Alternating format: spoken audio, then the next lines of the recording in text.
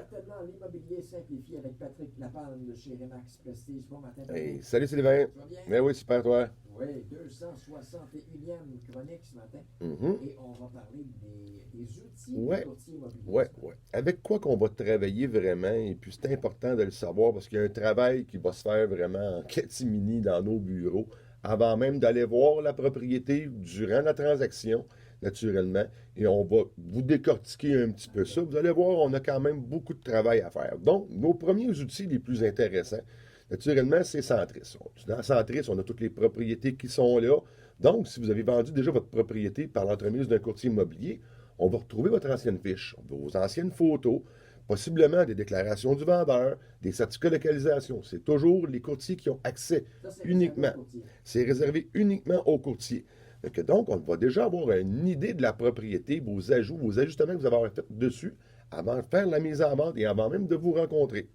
On va aussi avoir accès aux statistiques globales du Québec, par MRC, par municipalité et aussi par quartier. Donc, on va être en mesure de comparer d'une année à l'autre, comme on l'a fait dans les anciennes chroniques, vraiment les statistiques de vente en hausse, en baisse, un marché d'acheteurs, un marché de vendeurs, un marché équilibré. On va être en mesure de connaître toutes ces choses-là.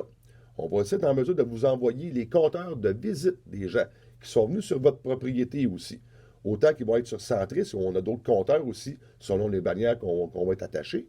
D'autres bannières qui vont vous envoyer des statistiques de Facebook sur tout le chemin que les gens vont avoir pris pour voir votre propriété. Ça, c'est intéressant pour voir vraiment les hausses de visite en temps réel. On va aussi naturellement travailler avec les formulaires électroniques. On est rendu la majorité des courtiers qui vont travailler de cette façon-là. C'est très facilitant.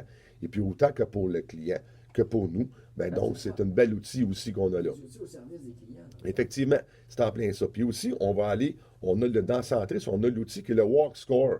Ça va nous donner les services à proximité d'une propriété qu'on va avoir inscrit. Donc, distance de marche pour se rendre à une épicerie, la facilité de la propriété pour les services, autant dans les transports en commun, épicerie, les écoles, ces choses-là. Ça aussi, ça va nous donner des indicatifs de valeur sur la propriété.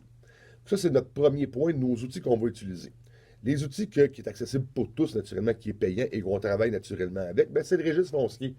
Le registre foncier, c'est l'endroit que le gouvernement a fait un site Internet, que tous les actes sont publiés, les actes notariés, les avis de contamination, les déclarations de copropriété, les servitudes. Ils ont tous été numérisés, ces documents-là, et tout le monde y a accès, y compris naturellement nous. Ouais, mais un petit peu comme un charpentier, c'est beau avoir les outils, mais il faut savoir comment s'en servir Ben, aussi. naturellement, on va interpréter tout ce qu'on va voir à l'intérieur de ça pour donner l'information au client.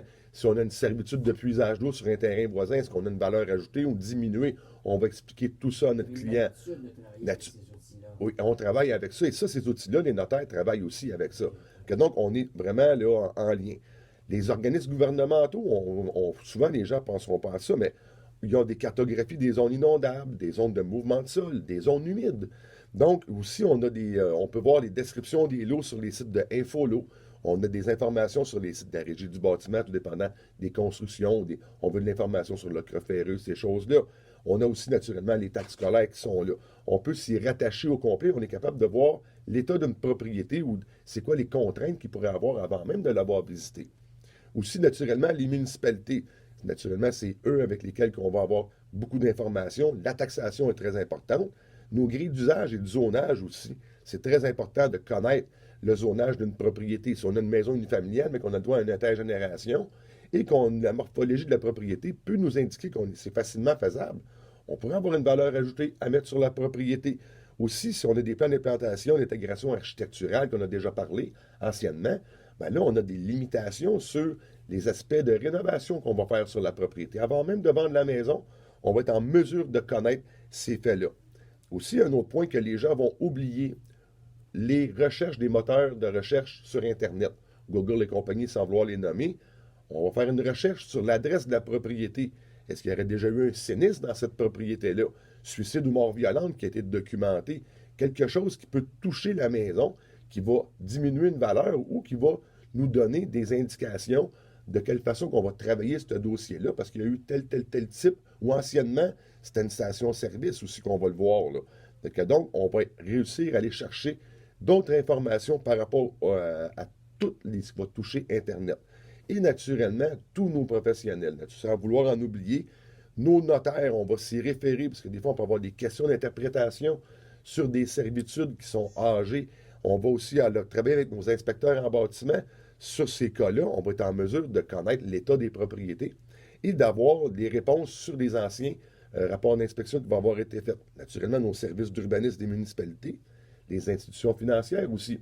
Si on a une propriété, qu'on exemple, qui est dans une zone de mouvement de sol, mais la propriété est entièrement là-dedans, de quelle façon qu'on va la financer? Est-ce que c'est un achat au comptant qui va se faire ou l'institution financière va simplement nous mentionner qu'on finance dans un pourcentage de la propriété uniquement? Ça, c'est important. Aussi, les évaluateurs agréés, on fait une offre d'achat, on évalue la propriété parce qu'on a un prix qui est relativement élevé. L'institution financière demande une évaluation agréée. On va être en contact avec eux aussi pour leur donner de l'information sur la propriété qu'on va vendre. Les comptables et les fiscalistes, ça peut sembler un peu bizarre, mais vous faites de la location court terme, de la location à long terme, vous avez des plex, un parc immobilier. Donc, quand on va faire les ventes de propriété, on va s'assurer d'avoir le plus de gains de capital pour naturellement notre client. Mais si on a des informations sur est-ce que la propriété est taxable, oui ou non, ça va être ces professionnels-là qui vont nous guider. Il ne faut pas oublier, on a toujours, le courtier immobilier a l'obligation de divulguer, documenter toute propriété. Et s'il y a une information, il faut qu'il la divulgue et qu'il la transmette à toutes les parties prenantes à la transaction. Tant pour le vendeur que pour l'acheteur, il y a un paquet d'avantages. Oui, effectivement. Puis je vous en décris une partie ce matin. On a plus d'ouvrages que d'aller simplement... Mettre une pancarte, oui, souvent, c'est ce qu'on se fait dire, oui. Merci, mon cher Patrick Lapalme, un but, une passion. Vendu. Et pour me rejoindre facilement au 450-499-5544 sur le Facebook, toutes les chroniques immobilières, ils sont disponibles. Et les podcasts immobiliers sont sur YouTube. N'hésitez pas à vous abonner. Bonne journée, mon Bonne journée.